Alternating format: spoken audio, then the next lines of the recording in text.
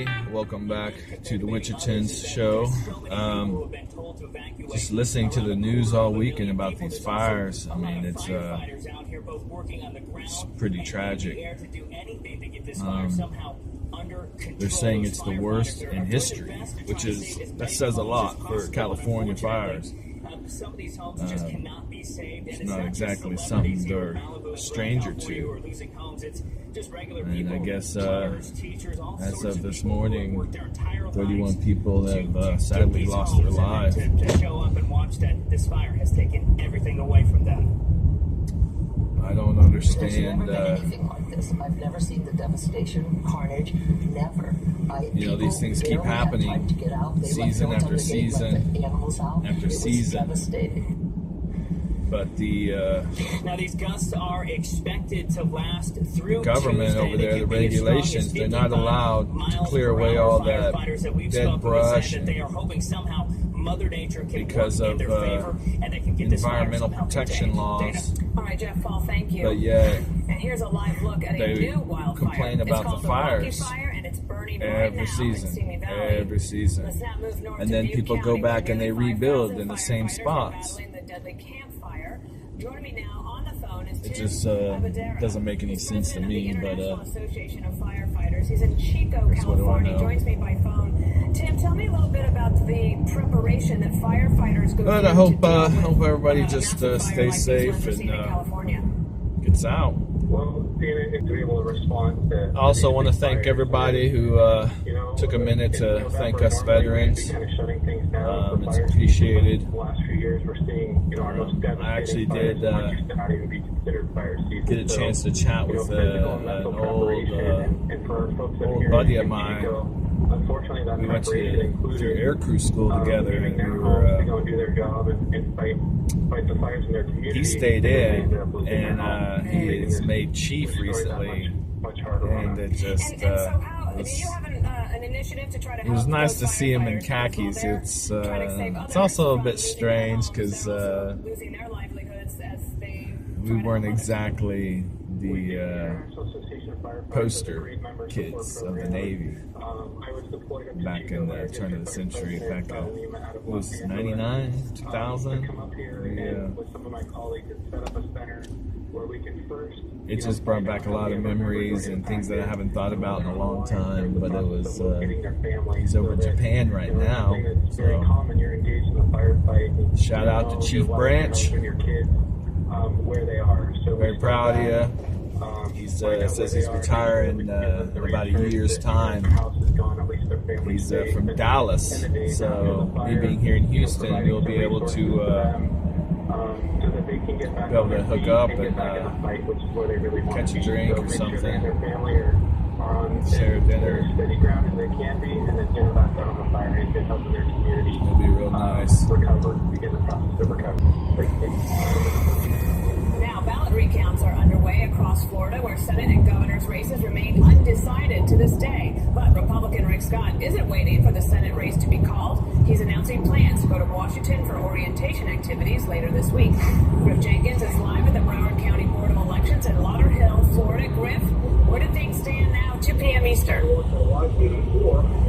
Well, Dana, just moments ago, Dr. Brenda Snipes, the election supervisor here in Broward County, at the center of the firestorm, came out right here where the canvassing board meets and addressed even the media on some questions. She reiterated that she feels confident she's going to meet the deadline for Thursday's recount, but she was asked about Governor Scott's lawsuit, which accuses her, among other things, of failing to account for the total number of ballots. And she said, when asked if there were mistakes made, had she participated in any wrongdoing, she said that there were, quote, issues and that they could have done better, but also noted that this is the first time since she held office that she's come under such direct attack. But what's been going on most of the day, and I just want to take you in the tabulation room, is that recount, which has yet to start. Now, in all 67 counties across Florida, they're recounting. In neighboring Miami-Dade, they're more than halfway done. But here, they've been separating page one of the ballots before they even start the recount. They believe that's time spent now to speed it up in the end. 10, but they must get this recount done by Thursday. And the lawyers here, both Democrats and Republicans,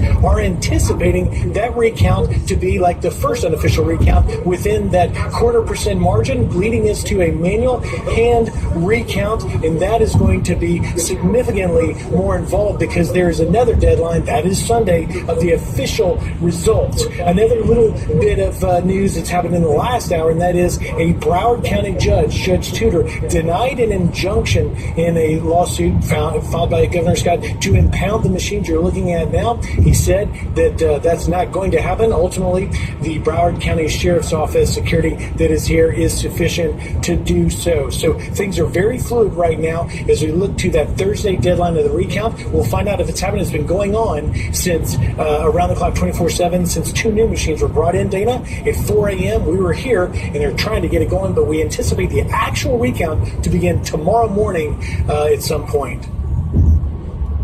And Griff, tensions, I imagine, are running very high between the two campaigns? Isn't that amazing?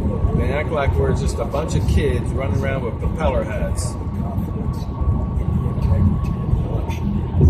You know, it strikes me funny that they can't keep their act, you know.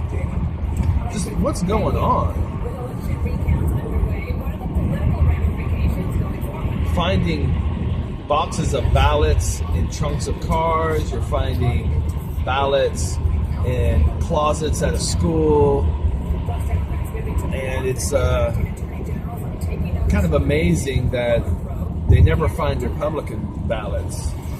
It's always Democratic ballots that they just, you know, it's like the rest of the state, the other 66 counties are all getting in there, moving in their ballots, their count, and they wait, and then once they see that the Democrat is losing, then they come out and, oh, well, we're finding new ballots, we're finding new ballots, we're finding new Democratic ballots.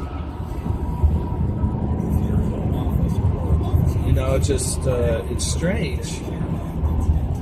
And even on Friday, she would not come out and tell anybody how many ballots were left to count. And it would appear that she's stalling for them to make up more ballots. Because, you know, when you fail to report your numbers 30 minutes after polls closing as required by state law, and then give an update on your count every 45 minutes thereafter, which she also failed to do. And then they wonder why people are calling foul.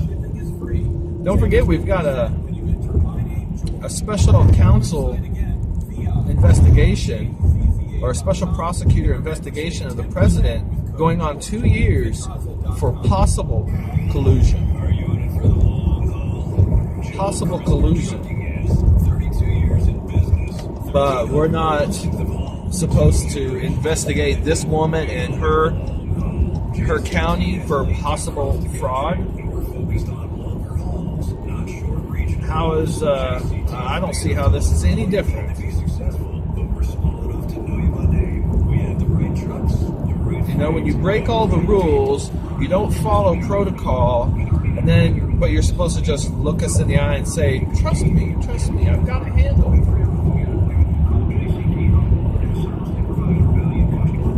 It's amazing.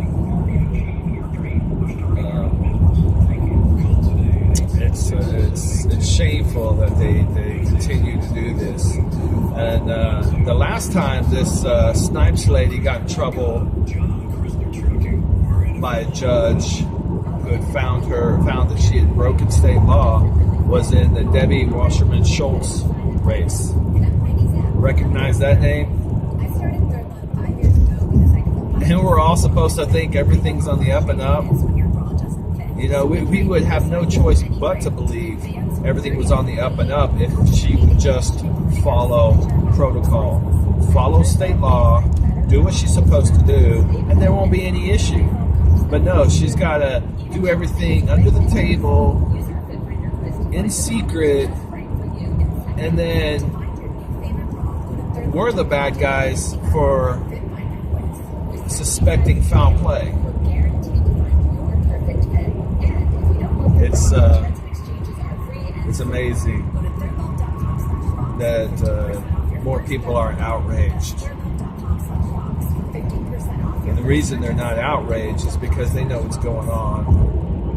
They know, you know, it's just it's amazing. You know, that's all I got to say about it. It's a shame. It's a damn shame. All right. Thanks for watching. Stay tuned for more updates. Hit that like and share button. Subscribe if you haven't already. If you want to hear more. But you've been watching The Wichita. All right. Thanks, guys. Bye.